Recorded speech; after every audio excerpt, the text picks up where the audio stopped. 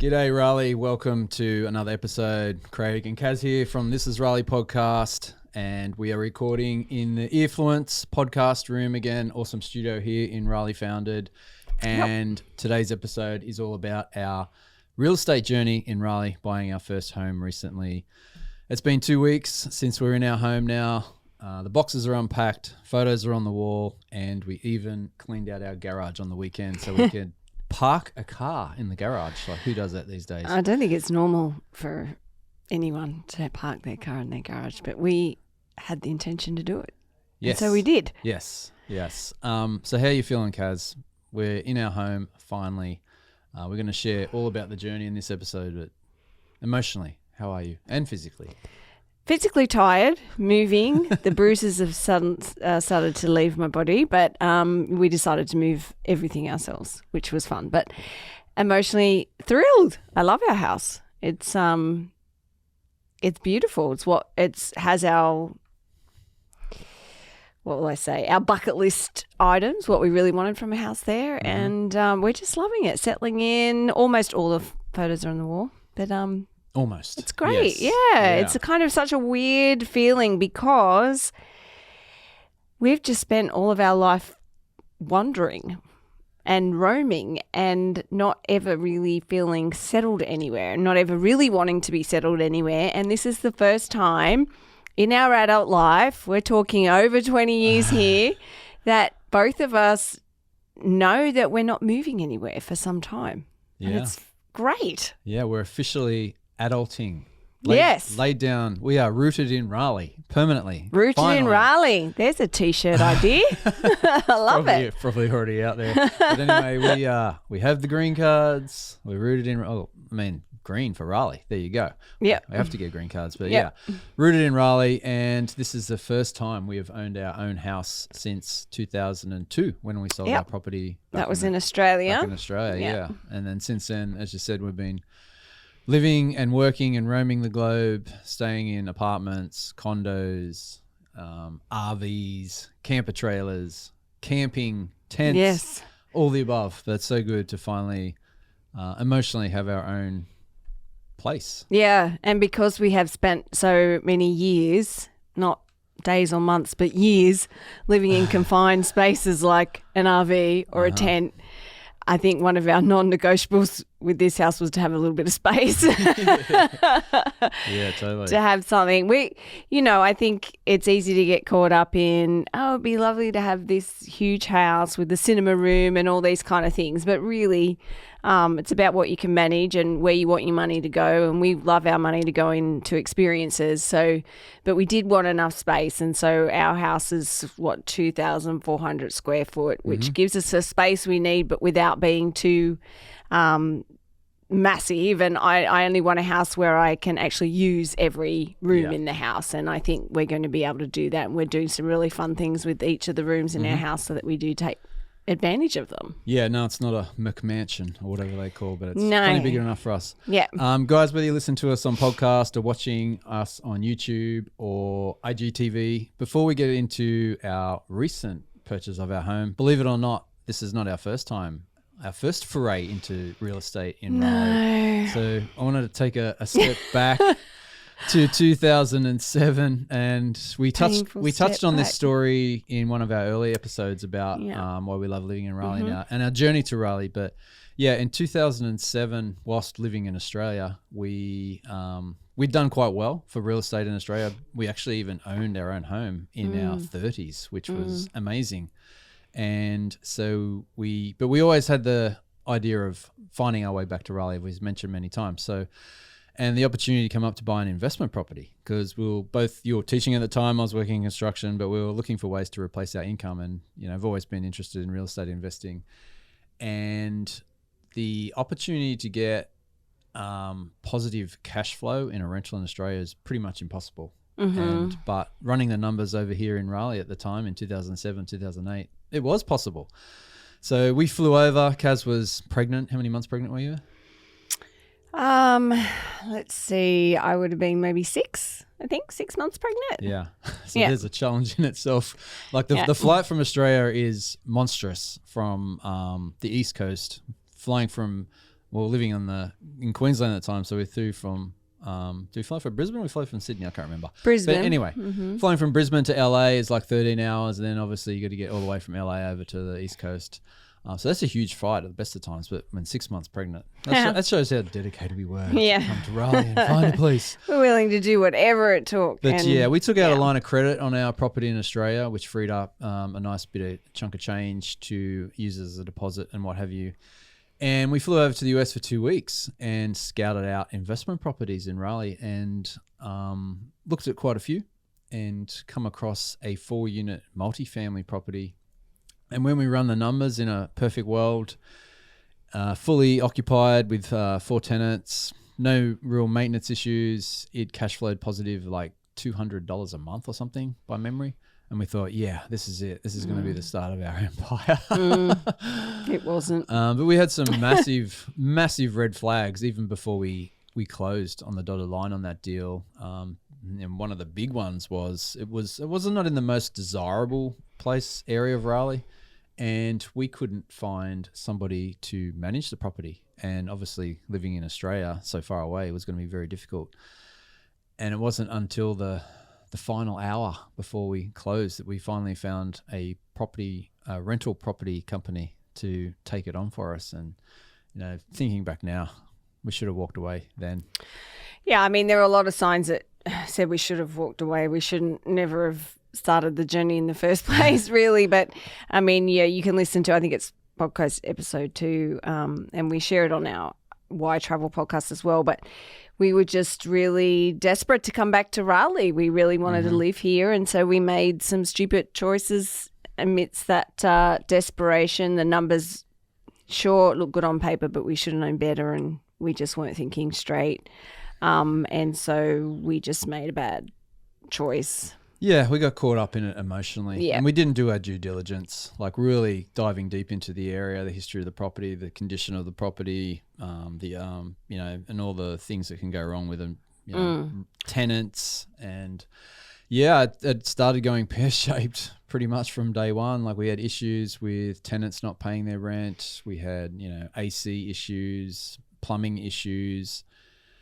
And, we started digging into our own finances back in Australia, having to, plug a hole in a leaky bucket for months and months and months. And it ended up getting worse. Like we eventually moved back to Raleigh in 2008 and thought we could, get it more under control. But no, we couldn't really rescue it. And, the street turned worse, got taken over by gangs.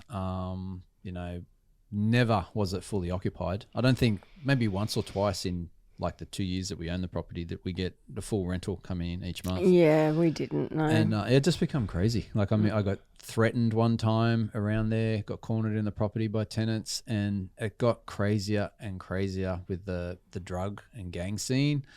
And I even met up with the police twice. Once I had to turn up to the property and they had to break down a door to gain access.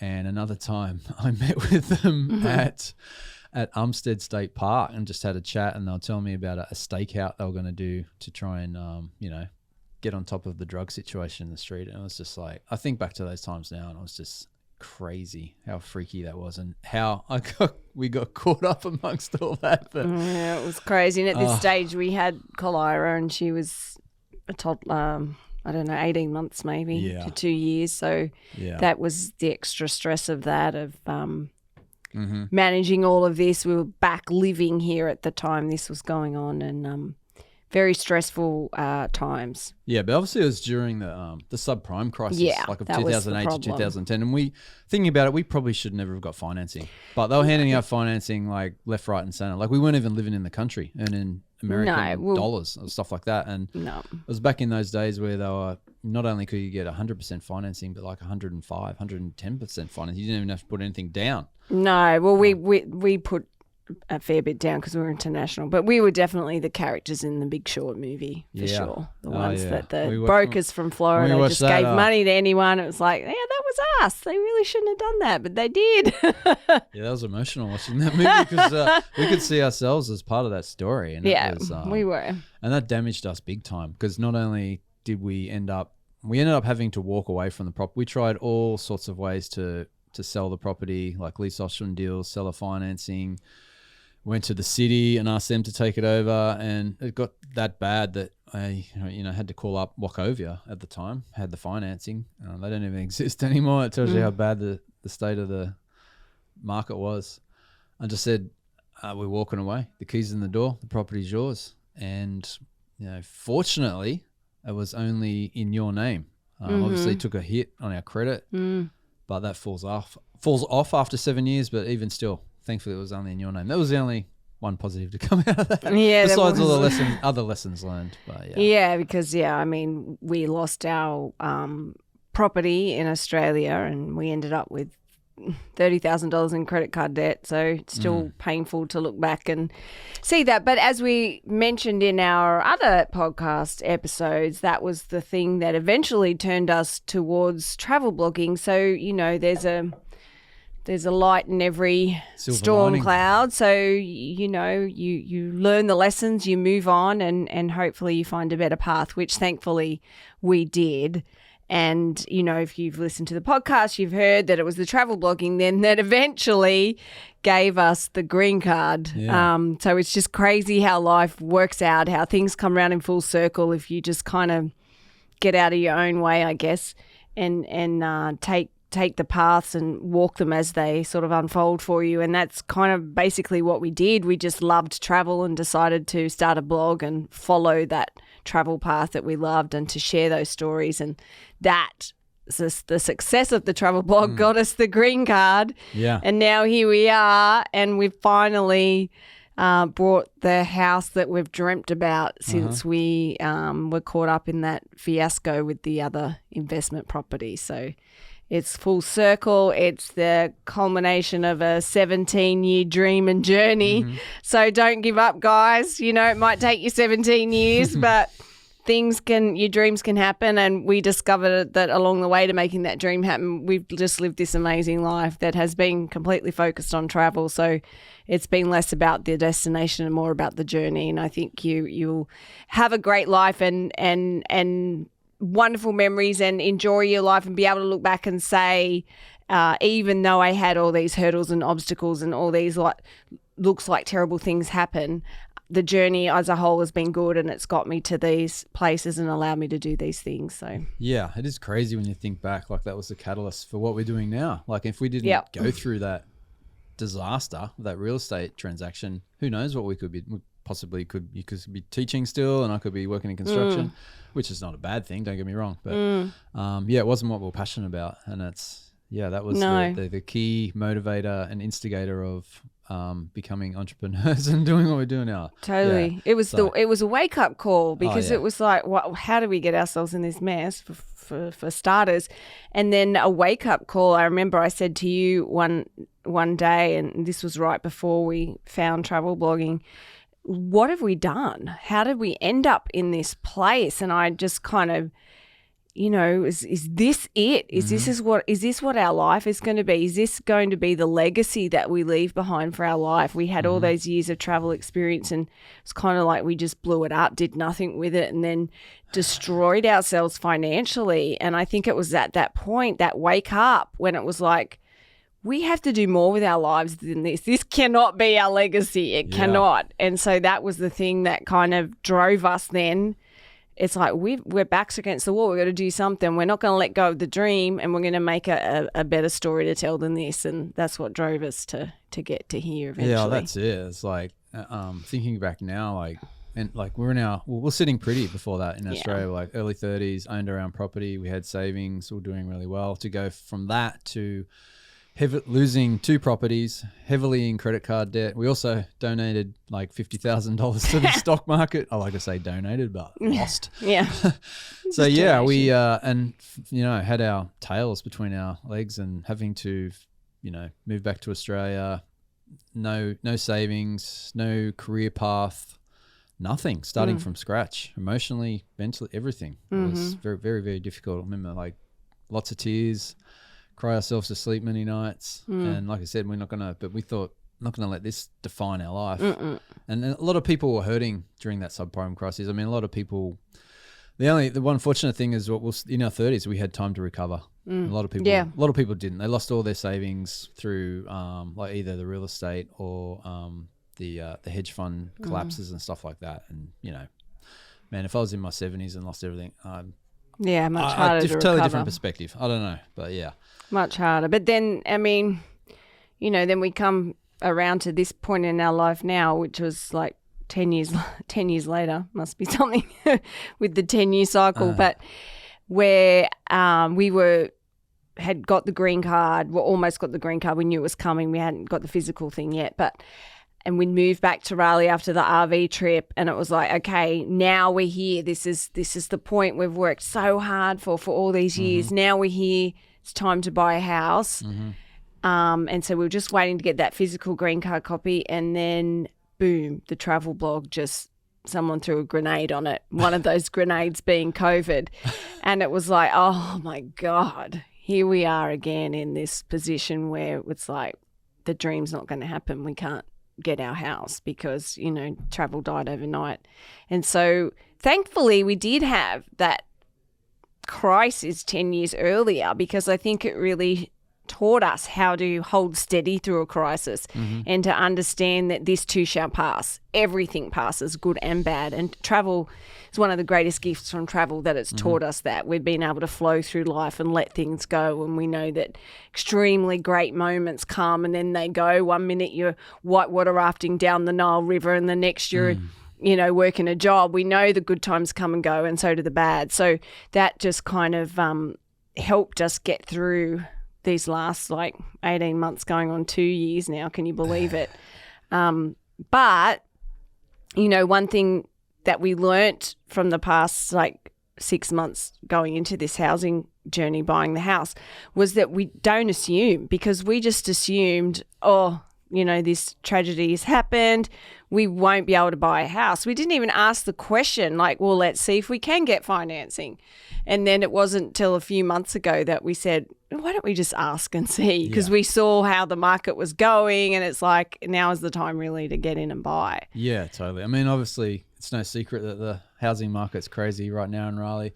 And we always say, if only we had bought 2 years ago, 2017 when we first moved back from Australia. But we were on a business visa at the time, which only had a 3-year limit. And for example, even for auto financing, we could only get auto financing for the length of our visa, 3 years instead of the standard 5 years. And paying a high interest rate too. Premiums were higher and paying a high interest rate because of that. So yeah, we thought, there's no way we could get housing finance. So we waited till now. And like you said, we officially have our green cards, we're permanent residents. And, you know, obviously prices have exploded. Everyone's moving to the city. And we thought, now we'll jump into the craziness in 2021. And like you said, we didn't think we could get financing. And another challenge with getting financing is being an entrepreneur, a small business owner. It's much more difficult than if you're, you know, working, you know, a regular job and getting a paycheck. Even back in Australia, it's the same thing. It's very difficult. Like we have friends, have a friend that was earning $1 million as an entrepreneur in Oz and couldn't get a loan because, you know, just the way you structure how you pay yourself and, you know, run your money through your company and stuff like that. Yeah. And it's viewed by the financial world as risky, which, it's risky, but so is a job, because you don't know when you might just get made redundant or lose your job. Anything like that can happen as well. And I think the great things about entrepreneurs is that you are able to, when the well runs dry, is get creative and think, okay, well, what can I now create, or what new path can I take? And it's kind of, there's no sort of ceiling on what you earn. There's no one sitting above you saying, well, I'm only going to pay you $50,000 a year. You get to define that. So I understand that there's risks there, but there's also, I don't think the risk is really any greater than someone who has a job and might get fired tomorrow. Totally. Especially fast forward now to 2021 with COVID and everything going on. It's highly unstable job market. Yeah. So it shouldn't be that black and white. Filling this form, it's very difficult to fill in this standardized form. We can't fill in any standardized form in 15 years. It's just crazy. With all the living in the different countries, trying to chase up previous job testimonials and experience. Anyway. standard forms. They got to go in all forms. We usually have pardon the pun, an annotated sheet that goes with the form. Like, here's all the reasons we don't fit this form. We don't fit into this box. Please see the attachment. Please see the attachment. The extra page stapled to the cover page. But yeah, financing. So obviously, as we mentioned, we took a hit on the previous house disaster with credit.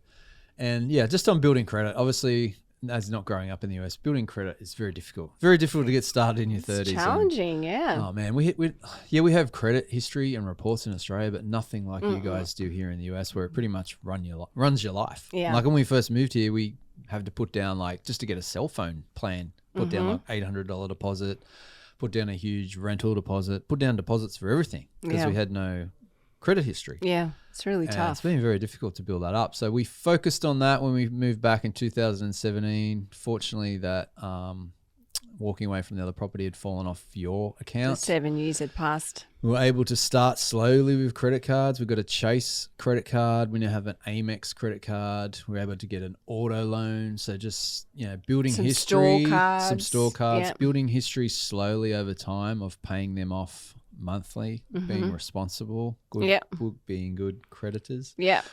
And we do, obviously we're in the travel world, and it's fantastic in America how you can travel hack with credit cards and collect a lot of points. So, we've used them for that purpose. Yeah. So we have made sure that we've paid them off every month. And so that's really put the signals out there that we are, good creditors, if that's the right word. Apparently. I don't know. But we got a good credit score anyway from spending the time over the past 4 years, since we've been back here, just working on making sure that credit is good and getting that number up.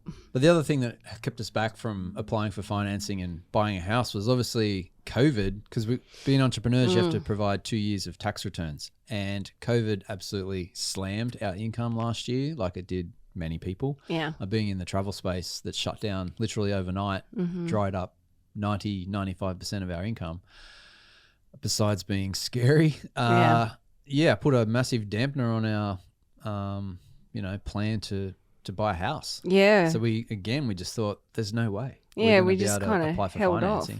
We didn't ask, and we were obviously, when COVID first hit, and we had got hit just before that with a Google update as well, which had hurt our travel blog and some of our passive income. And so we were very nervous because no one knew what was going to happen. So we were holding off for that reason. But I remember we were doing our daily walks to survive the lockdown, and we were talking, we're like, and maybe this is a good thing. Maybe we'll just hold off on buying a house, because in our mind we were envisioning that COVID would really hurt the housing market. It just made sense to us, but it went the total opposite way. Yeah. It's crazy. It didn't slow down. The prices didn't lower anything. It had the opposite thing. I guess it's different to 2008 because the whole lending thing, like the subprime lending thing, which was the underlying factor of that. And we're thinking, like, because there were a ton of foreclosures back then. Yeah. And the market was just in turmoil. So like, what's going to happen during COVID?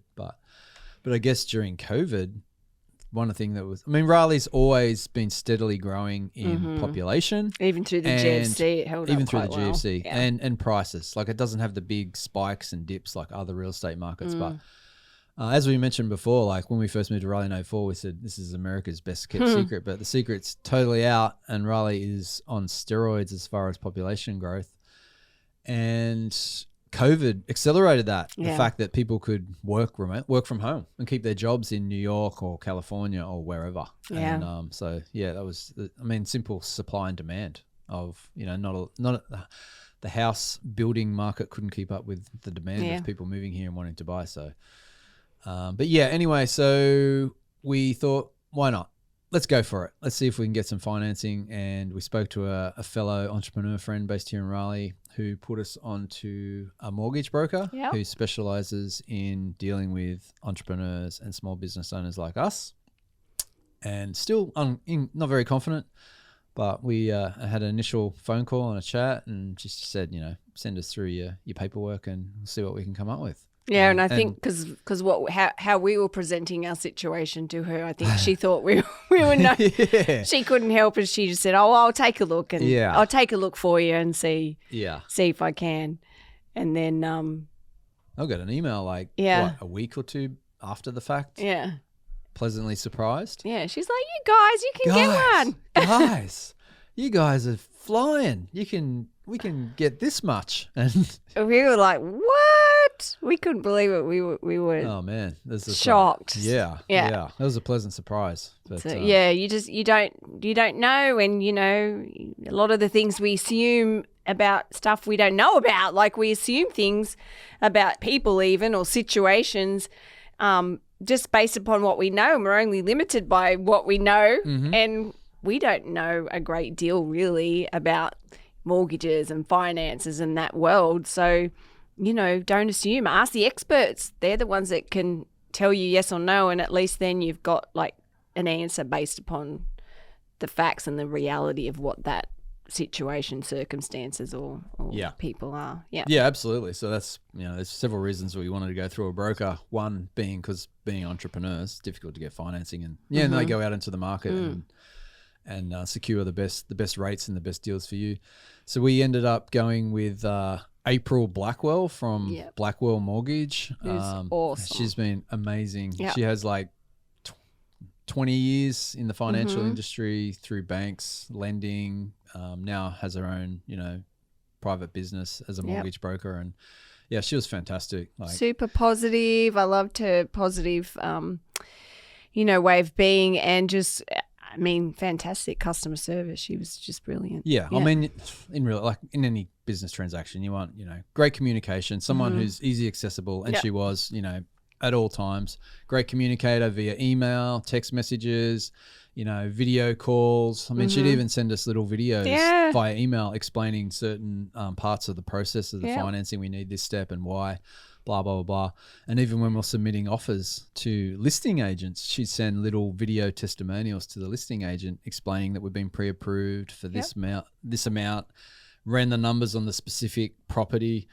Yeah, and those listing agents, they hadn't had that before. They hadn't seen that before. They were impressed. It was just one little way that we stood out in this very competitive market.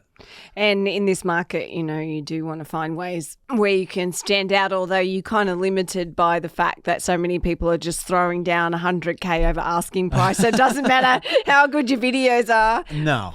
Granted, the seller's going to say, "Well, I love the video; it's great, but I'm going to take the extra $100K, thanks." But but it all helps. It does all help. If you're, if you're, neck and neck with another potential buyer, and some little things can push you over the line. If you can create a connection with the seller in some way, it always helps. And that's in any part of your life, whether it's business, personal, whatever.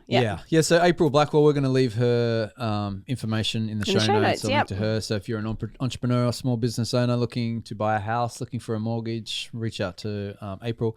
And in fact, we're going to interview April in an upcoming podcast because we want to interview, the experts in their particular field, whether they're a mortgage broker or a real estate agent, investors, what have you. So, we're going to get April on here and ask her some tough questions to help you guys out.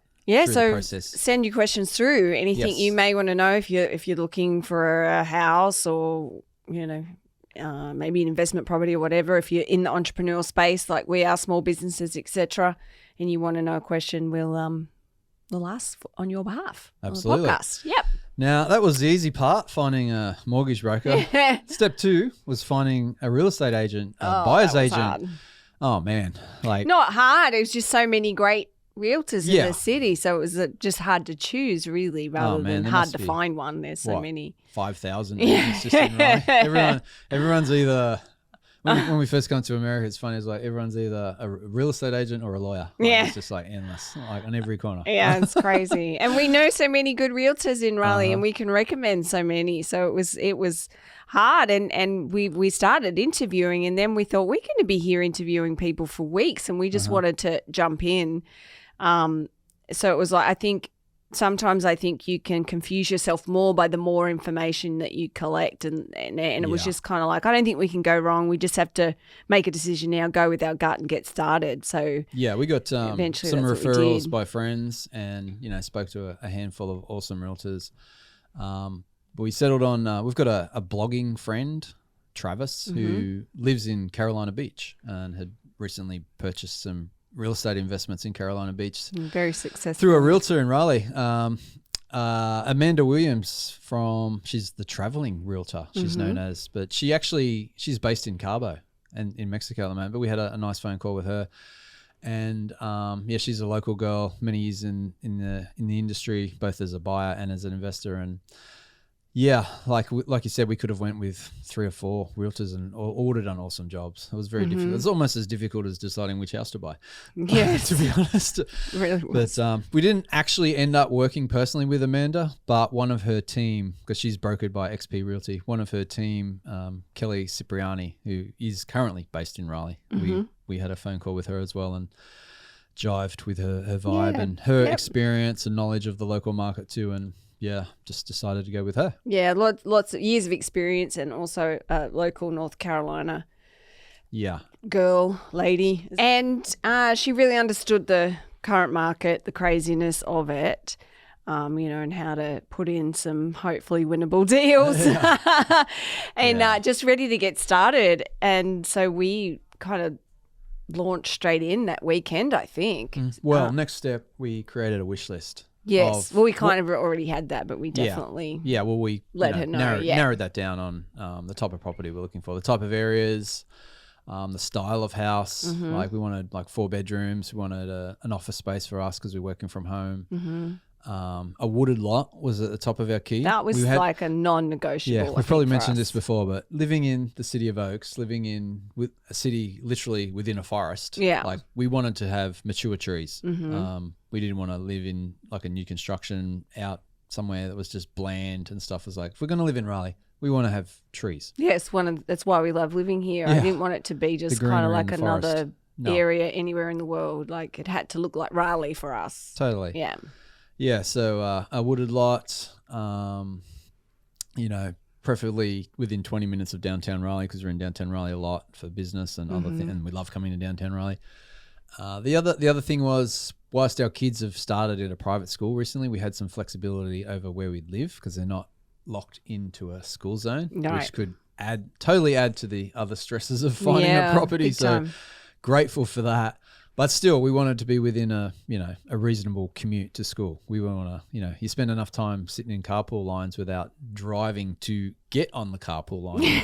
I know, and we're just not coping with carpool at the moment. It's such a big change to our lives. I'm like, oh my God, this carpool's ridiculous. I think I mentioned this before, but at the orientation day at school, it was literally a 45-minute discussion on how to drop your kid off to school. I'm like, are you for real?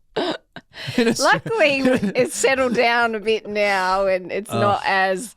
What an ordeal. It doesn't take as long, but it still takes up a lot of your day, really, when you think about getting there. But it's crazy. Sitting in your car and carpool. Podcasts. We're listening to a lot of podcasts. Great podcasting hopefully you're listening to our podcast while you're stuck on your carpool. Whereas in Australia, it's like you just drop your kid off whenever and wherever and they just walk into the school. They bike to school or walk to school or they catch a bus. But because we have in a private school, there's no bus system. Yes. So it's 100% carpool, or if a few kids live close, they can walk. But we narrowed down in a few areas of Raleigh we wanted to live in that we're familiar with, we liked, and then we had, what else was on our list? Well, our ideal size we were looking at was about 3,000 square foot was what we'd anticipated, like max probably. Yeah, we didn't really want to go over that. I mean, as I said before, it sounds wonderful, but when you really think about it, that's a lot of space to fill and manage and pay for. Totally. And we because we've spent all our life, we've had a full-time family lifestyle with our kids. Man. I do want my space, but I also don't want to feel like they're living in another house, with a house that big. But so that was the size thing we were looking at. And we also had some, things on our wish list that we thought would have been nice, but, was not essential. Not essential. One of those was a pool. We thought just because it gets so hot in Raleigh, back in Australia, we used to just go and jump in the beach if you're really hot. But obviously we all know we can't do that here. We have all these beautiful lakes. You can't swim in them. So we were really hoping maybe a pool for the summer. Yeah. Another thing high on the list was a screened-in patio and deck. Yes. Because we love being outside and we want to be close to the trees. And then, of course, you guys have the bugs over here, which can drive you crazy. So a screened-in patio was either had a screened-in patio or space we could build one and a deck eventually. So and Craig has those skills being his previous life. So we knew that if we had the space that Craig could easily build one. So that's what we were looking at when we were looking at properties. Yeah. I think that was they were the main things. It escapes me now. I should have put the list in front of me. No, that was the main things that we really were looking at, and everything else were kind of pretty flexible and really. And as I said, like we didn't want something that needed a ton of work, and we know that in this current market, the houses that are getting snapped up so quickly are the ones that are so ready to move in because people are ready to move in. Obviously, they don't want to do a lot of work, but we knew we sort of put that as a card in our favour was that we had that flexibility that if things needed some work that we could do it. Yeah, if it was cosmetic fix-ups, even some minor structural stuff. I mean, obviously we wanted, the big ticket items you want to be good, like your roof, you're structurally sound and the frame structurally sound as far as termites and mold and water damage and stuff like that. Like they're your big ticket items, and your ACs and HVACs and all that sort of thing. But yeah, but the problem with all of that though, also in this current market, is that everyone's putting down such high due diligence that all of those things, you're not really protected against that. Because if you put down your 50K due diligence and then during that process you discover there's a HVAC problem, you're either going to walk away and lose your 50K, or you just hopefully can negotiate something, which is tough in these markets, or you're paying for that cost on top of what you're already putting over. We're going to talk about due diligence money soon, because it's crazy. This is a thing unique to North Carolina. Nothing we've ever heard of in Australia, and even people from out of state are like, what's this DD money nonsense? But so we got pre-approved. We found our realtor and we made our wish list, and then we started looking online at like Redfin and Realtor.com, and set up all our alerts and stuff like that, and for certain zip codes and stuff. Did as much research as we could online, but man, when you're looking online, like almost every house was contingent. Like contingent. Is like it's been that way for months. And talking to Kelly and all the other realtors is like you need to be ready to act quick. Like literally, you look at a property and you're making an offer that day, which freaked me out because like my way of thinking is I like to stew over things. I like to look at multiple properties and because I'm always thinking, this one's good, but there might be a better one down the road. Yeah, you can't do that. Whereas you gut instinct, you can make a decision like that. Yeah, and go into it confidently. But that freaks me out, particularly when you're talking like, a $500,000 like commitment. Yeah, it's not like you're buying a pair of jeans or something. Like it's a big deal. Thing. Like, so I'm like, I don't know, blah blah blah. But see, I get more nervous and less confident with the longer the decision process making period goes on, second guessing and yourself. The more information you get, then I get overwhelmed. I start second guessing myself, and then I think I end up feeling like I'm not confident to make a decision and end up making the wrong one. So that's why it's always, I'm like, boom, okay, I feel good about this. I know this is it. Kind of wish I was like that, whereas I'm the opposite. I'm like, I need all the facts, I need all the numbers, I need all the details, and then I'll go home and I'll sleep over it maybe a couple of nights. I think that happened in the house we ended up buying. We'd made the decision. I was comfortable. We were great. And then it was just about to put the offer in, and Craig goes, I've been looking online and I'm seeing these other houses in the nearby area that went for so much. And I just went, I can't do this. Stop it. I just walked out. I just can't do it. And then I couldn't talk to him because I was like, I'm not doing this. I'm not going down this path. Oh, man. So I had to come to grips with the fact that, Kelly and stuff, people were saying, you gotta be prepared to act quick. That's why, you need pre-approved financing. Yeah, they won't look at you if you don't have it. If you don't have pre-approved financing, don't even waste your time getting into the game. Because they want the sellers won't even look at you probably, unless you got wheelbarrows of cash, which we'll talk about later. People who do, which we're competing against. But, so you had to be ready to act fast, which just freaked me out. So we started booking in open houses to go and look through. And Started lining up with all the people to get. We did, because into the even open before that, houses. we're driving through, we're seeing open houses, and people literally lined up the street. We're like, we're about to get amongst this crazy. Get into this game. Is like, this is going to be nuts. And we knew it was nuts. It's been nuts for quite a while. And we'd heard all the stories, and so many people said they'd put in like 30 offers and had been looking for a year, and it was like, oh no, this is going to be a wild ride. And we had like 4 months left on our rental lease. Yes. And we didn't want to have to renew it because whilst we did like living in our rental home, the landlord was only willing to do 12-month leases, and we really didn't want to rent for another 12 months. No, not at all. No. And the other thing is people are saying like, there's going to be a crash in the market, there's going to be a big correction and all this sort of stuff. And we're thinking back to our disaster from 2008. So we also got that playing in the back of our mind. Should we buy now? Should we rent for another 12 months? What do we do? It's difficult. I mean, no one really knows. Like everyone's got an opinion, of course, but time will tell. Time will tell. But we thought, you know what? Let's just get into the game now, get a place, and if we can stay in it long term for 10 plus years, even if there's a correction, I think like if we buy if we're smart with the area that we purchase and the type of property, we think, we can recoup its value. Interest rates are obviously historically low, so we can lock that in versus any rises in inflation or corrections and stuff like that. I mean, guys, don't take our real estate advice, as we said before, or financial advice. We've failed miserably. We've failed miserably, as you know. We've had been successful too in some areas. This is just us ticking over in the brain.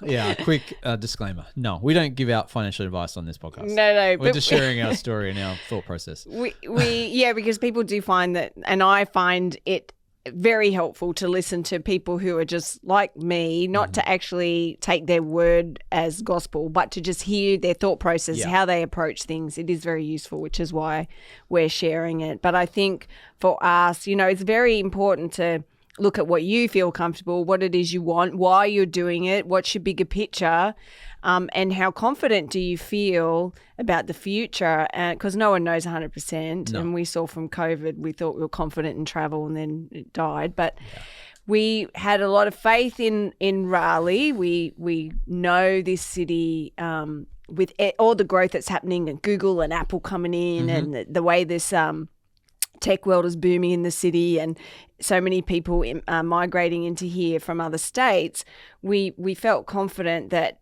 it's not going to have a major bust. Like we don't feel that, granted we don't know everything, so who knows, it could bust, but we don't really feel that will happen. Corrections maybe, but no, not a bust so bad that we're going to really lose out.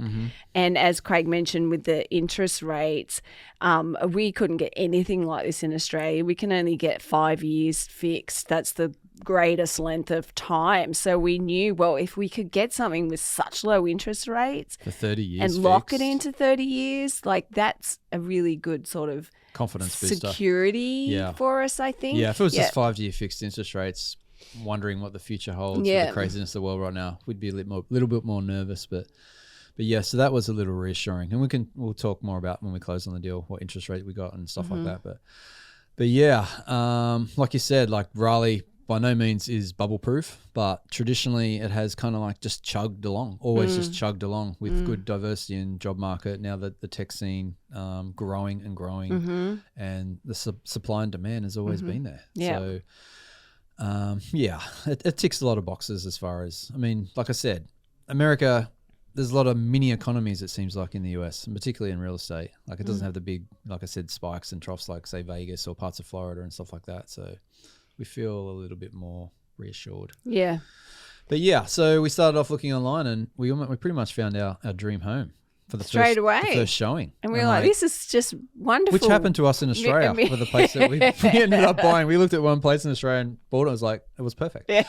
So yeah, we went to a listing, an open house showing had a beautiful big lot, wooded lot. It had an in-ground pool, nice southern looking home with the dormers on the roof, which I like. Great area. We did put a photo of it on Instagram. You can go back in the feed and find it. But we just, of course, our emotions took over and we fell in love with it. And I was like, but then we had to sit down and like crunch the numbers and come up with an offer. And like, and Kelly was saying, it's so hard because like there's a list price. and the selling agents say highest and best wins, and you have no idea what anybody else is going to submit as far awful. as purchase price, as Yeah. far as due diligence. So it's a crapshoot.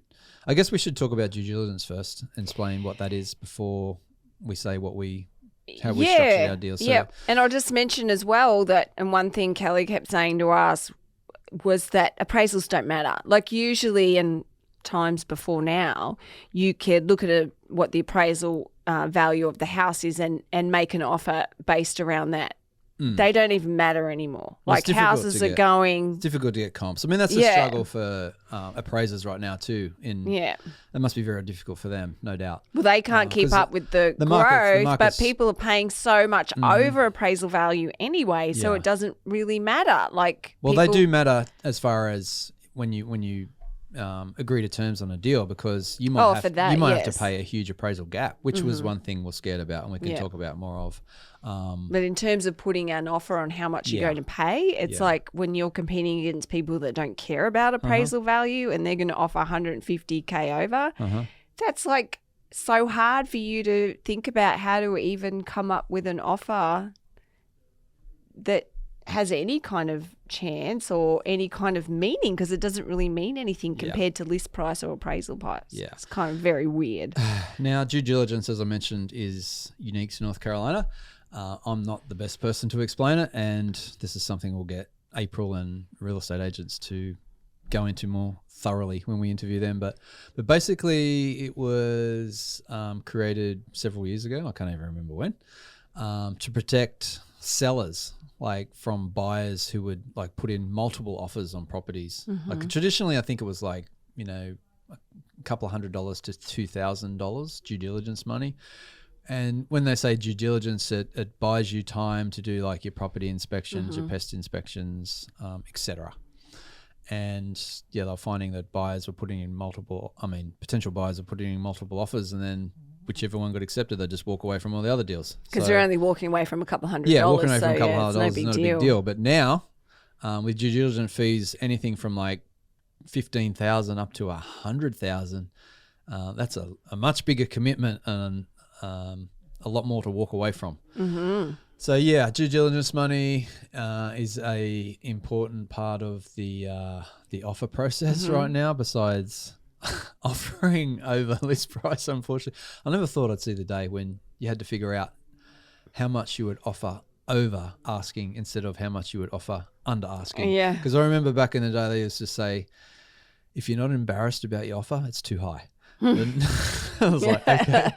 Now it's like, oh man, like you want to win the deal, but of course you don't want to pay more than you have to. And, and like I said, you have no idea what everybody else is submitting, and highest and best price wins. And there's no room.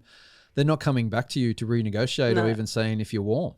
Well, as far as the 3 offers that we put in, we didn't. Yeah, I know. So we didn't even know if we're in the running. So it's just like, at the end of the day, we just had to go with what we were comfortable with financially and what we could commit to without getting in over our heads, which is obviously very important. Like, you don't want to get into it's like an auction, like a bidding war process, and let your emotions take over. So we figured out the first place was listed for $550 and we offered $605, which was scary enough in itself, and $50,000 in due diligence, which was even more scary. Yeah, because like you said, if we find anything really bad with the property structurally or what have you, and we want to walk away from the deal, that's a lot of money to leave on the table. Lose it, yeah. And just so to be clear too, the due diligence money, if you put down like say $50K and it all goes through and you do get the house, that $50K then comes off like either your closing costs. Your deposit. So it's not extra money. It's part of the house price closing costs. It's part of your deposit, your down payment. But it's like I said, it's a lot of skin in the game. It is. $50,000 was like, I mean, if we looked at the property as best we could. Obviously, we're not property inspectors, and you can't, see everything structurally. And that was a good thing about Kelly. She has a lot of experience in real estate and investing in that. So she was really good at being able to just give it a really good once over and be able to pick out if there'd be any problems. She could easily see, you know, if the outer part of the house, don't even know what it's called, but if it was good quality siding. or not, the siding, if it was good quality or not. See, I don't. Like I said, you look at what you can listen to look at, me. like the condition of the roof, your big ticket items, condition of the roof, your siding, any structural things you can see. If you get into the crawl space, look at the foundation, like stuff like that. Try and, you know, what year was the property built? Obviously, they had the plumbing, the piping issue where they used to use those plastic pipes that can burst and stuff like that. The particular era. You just control what you can control and look at what you can look at before putting in your numbers. And so, yeah, we submitted our offer. We thought it was a strong, competitive offer, and turns out, no, we weren't even in the race. Not even in the race. We didn't even get out of the starters box. Yeah, man. And like I said, you don't know what anyone else has offered, and you don't find out and what it's sold for until after they've closed 30 days later, and it becomes public record. Right. Yep. So Yep. So that was disappointing, but Dream house number one. But then we had to have a gut check. We're like, you know what? People have been looking for a year. Yeah. Like you said, they've made 20, 30 offers. That was our first offer. So once we picked ourselves up off the floor and got over that, we moved on. Yeah. Got back in the game. And it was this, you know, I think you really have to get your emotions out of it, because it was this, we've lost our dream home, there's not going to be another one. But then the next house we saw was even better house, not the block of land was not as great. But and then you start understanding, there's, you know, there are plenty of houses out there. Well, not really. Not at really, the moment, but 'cause like Kelly said, like listing wise, historically low listings, what she says, like at the time there were like 1,500 listings. Yeah. In the there's Raleigh, usually 10,000. Wake County, maybe the Triangle area, and there's usually 10,000. At least 10,000. So So which is yeah, crazy. there's not this, but there's always options. Like might take you some time, but you might lose what you think is your dream house, but another great house will come along, as long as you're clear on what it is you want, your non-negotiables, that kind of stuff, and we've just been be through open that in to life, it. like through business and stuff. Like if we've missed out on a deal through business or a door's closed, we know like another door's going to open and something.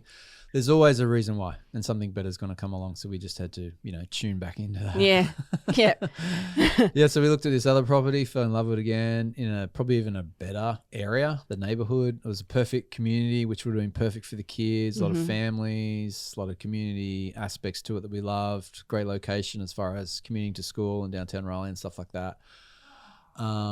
This one was listed at 535 by memory.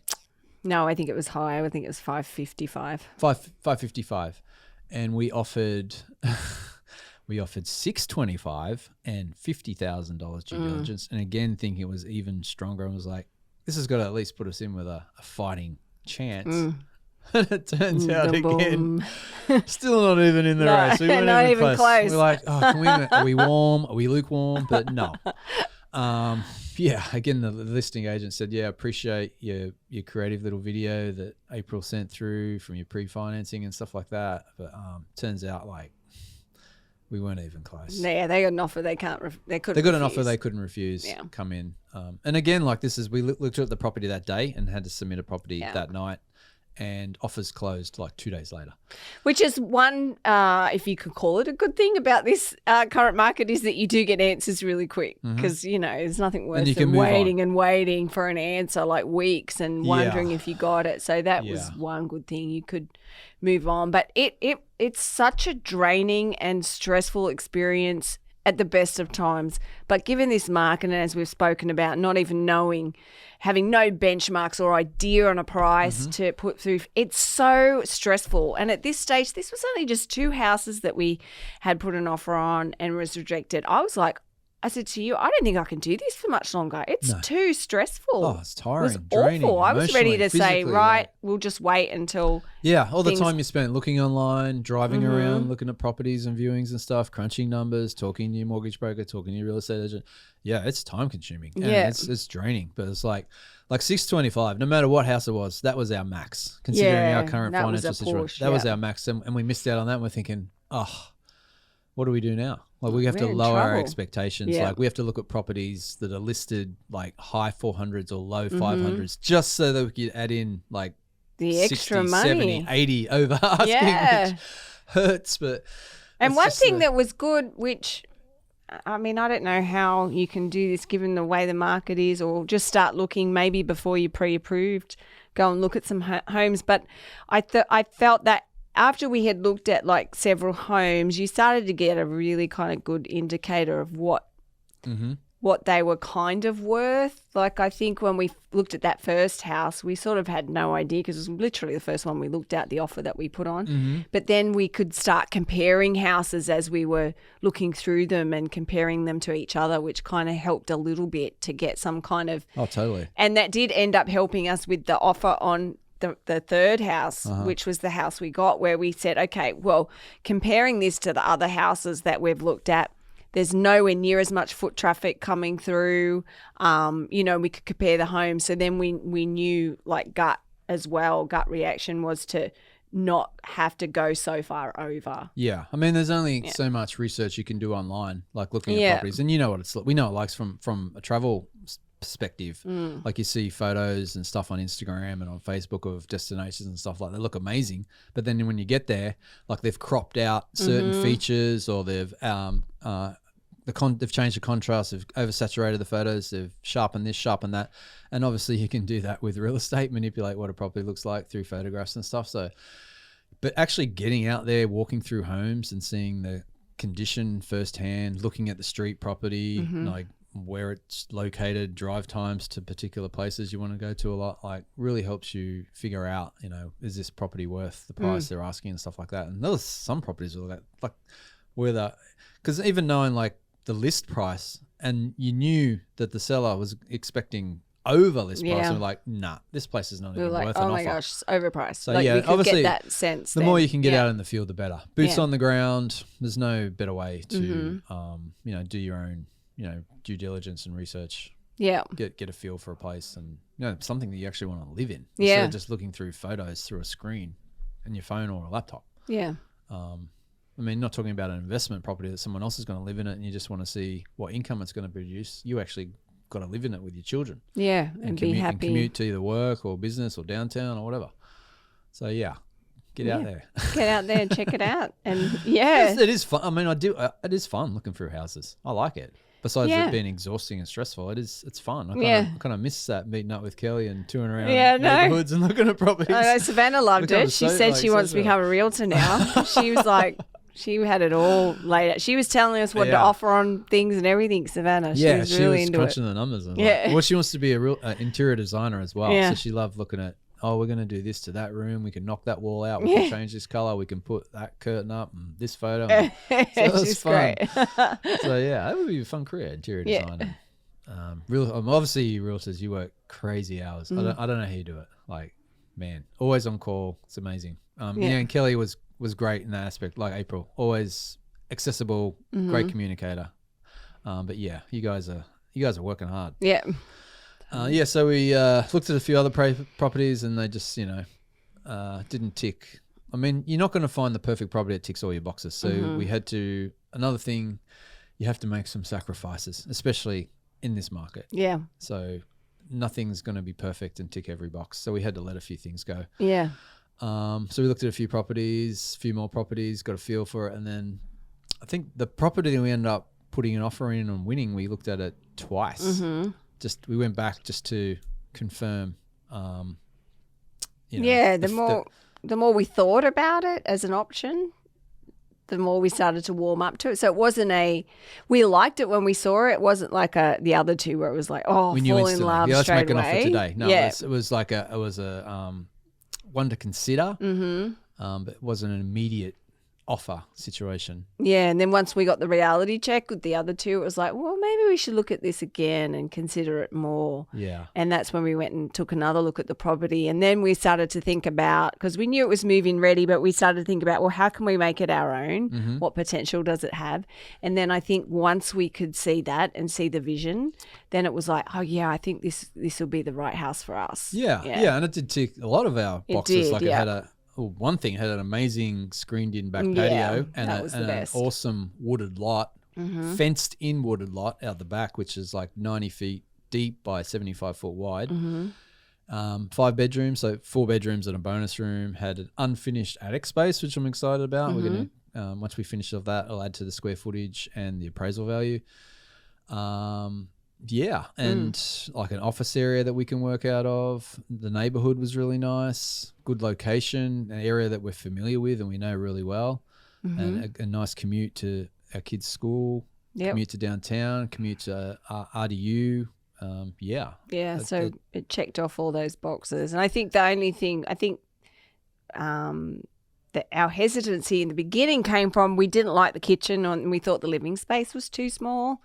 But once we started to look at that and think about ways that we could fix it, both are perfect condition. We just very livable. The kitchen just was kind of dated. Felt it's small and dated and dark. It was more dark. So then we could just paint the cupboards white and started to see how we could adapt it and change it. And so that was one of the things that we let go of, like having this ready-made wonderful kitchen. Like we could just make it our own and do some changes. Yeah, no, the kitchen will be fine once we modify it. Like you said, we're going to paint the cabinets, we're going to do new countertops. There's a wall we can knock out that'll let in natural light and it'll open up and flow better into the dining room. And the living room we can improve as well. We can take out a big window and put in sliding concertina doors or sliding door out onto the back patio. It's going to be fine. And finish the attic space, and we're going to make the back wooded lot very functional with fire pit areas and paved sitting areas and hammock areas and we're going to have some fun with it. I'm excited. So, but we didn't mention the numbers on this. So this place was listed for $535, and we noticed that there wasn't as many people looking at this place, and we're trying to feel out the listing agent and how many offers they had, and she was a little bit cagey. So we're thinking like it wasn't as hot as the other two properties. So we offered $565, a lot less over than the previous two. Same due diligence money, but a lot less over asking. Yeah, and we felt more confident with the due diligence on this one because Kelly was like looking and she's like, man, guys, this house is so well looked after. And she kept saying you had to look at the crawl space. The crawl space, it was immaculate. And you could just see. Had new roof and gutters. Yeah, new roof and gutters, new painting new outside. Signing, new painting. Yeah. Yeah, you could tell it'd been well looked after. Yeah, so we did feel a lot more confident with the due diligence on that than the other two, I guess. Yeah, so $565, and the seller came back and said if we can go up to $570, the property is ours. And I'm like, wow. Like I was kind of shocked. It was like, I was actually feeling okay if we missed out on this deal because we weren't in love with it like the first two. It was kind of like, whatever. We can just walk away and keep looking. But once we got that, I'm like, we can go up to $570. That's fine. I got excited and I was like, wow, I can't believe it. It was like third offer in and we've potentially got a place. Obviously, we had to go through our due diligence.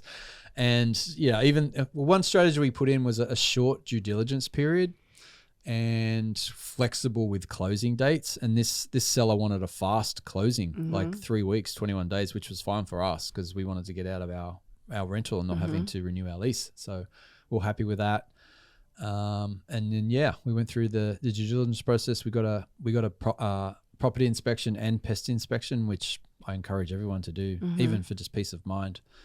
And the condition of the property come back great. Even the inspector said this is in better condition than some brand new homes you inspect. So that was good. We were very happy about that. Yeah. And we just went through all the endless paperwork of closing, which April made it as smooth as possible. Did great, and we closed in 21 days and moved in 2 weeks ago. So, and one thing to be aware of as well, you get your pre-approval amount, but as we discovered when it came time to close on the property is that final loan amount kept fluctuating depending on different variables and factors, one being the appraisal. Yeah.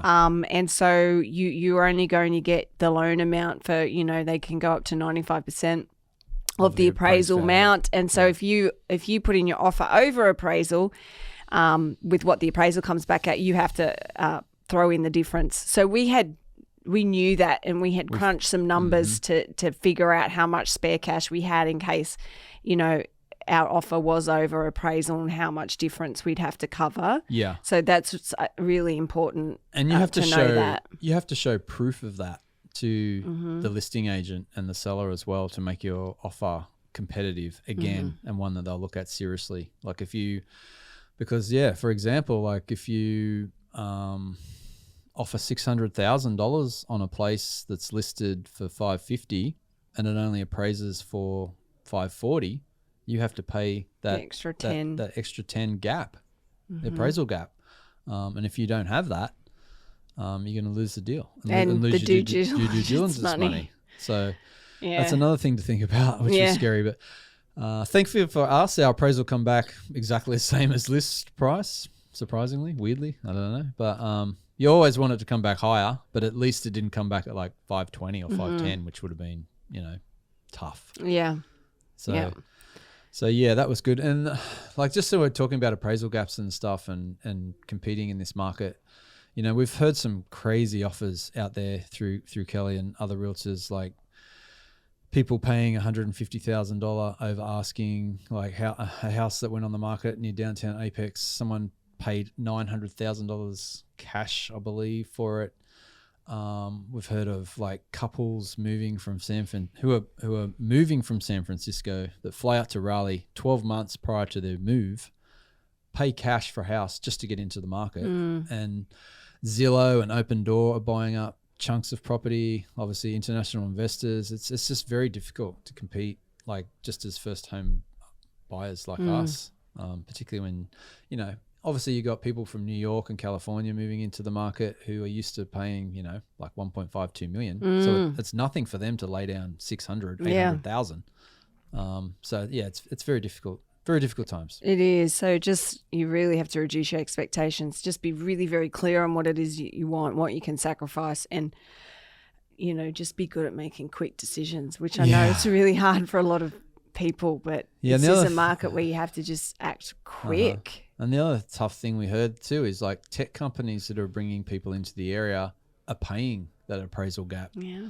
It'd be nice to have that reassurance. Yeah, which is why, if someone else is going to pay that appraisal gap, if you really want a property, you can just throw offer like 100, 150 over asking, because you don't have to worry about under appraising and having to make up that difference if your employee is covering that. So there's a lot going on. It's crazy. And it's tough. It's it's hard if you think people have been living here for a long time, many years, locals even, born and raised here, and now going down the house buying path. Just what a challenging time it is for so many. Yeah. So you want to know like what your closing costs are going to be, obviously what the potential appraisal gap is you have to make up, and just really crunch the numbers.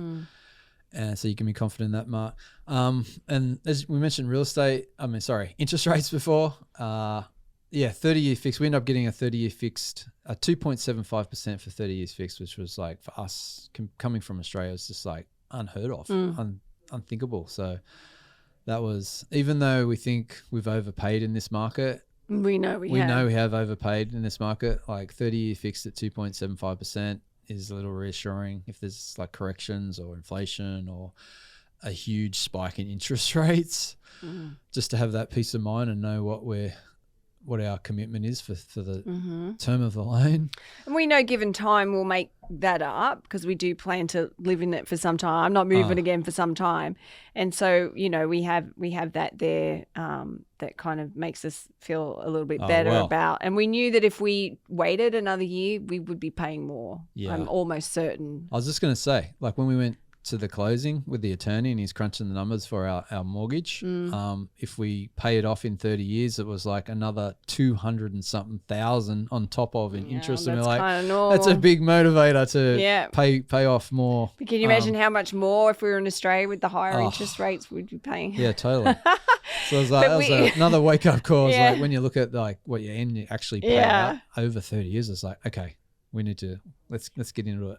And we do have that plan to put more on our mortgage. Might be a while before we get to that space again where we can, but that's very high on our goals financially, is to pay as much down as we can, so we can really pay as little interest as we can. And we know that's a great strategy to put a little extra on your mortgage Yeah. every month or pay weekly payments or however you can do it. But that's a great focus. And the other thing is the PMI that we have to pay initially because we're only, we put down, what did we put down? 8%, I think it was in the end. Yeah, until you get to that 80-20 ratio that we have to pay the PMI, the private mortgage insurance, which is another added cost that you don't want to have to pay and want to get rid of ASAP. So we're focused on knocking that down too because we saw what that was going to add up to be. Yeah, sure. And that'll automatically come off once you pay the 80% of the loan value. And if you, they're also telling us that, over the next couple of years or whatever, if we do some upgrades and renovations and we feel like it's raised the property of the house or it's just going to keep, the value will keep raising due to what's going on in the market, that we can get an appraisal done. And if it's, appraised higher, then we can give that to the bank and then we can get rid of that PMI. Yeah, if we get to 20% equity in the property. Yes. Or 22%, I think. I mean, it's supposed to fall off automatically once you get to 20%. But of course, keep an eye on that and the date and write to the bank ASAP because they're probably going to be dragging their tails as far as letting it fall off. Yes. So yeah, I think anything else we'd like to add on that?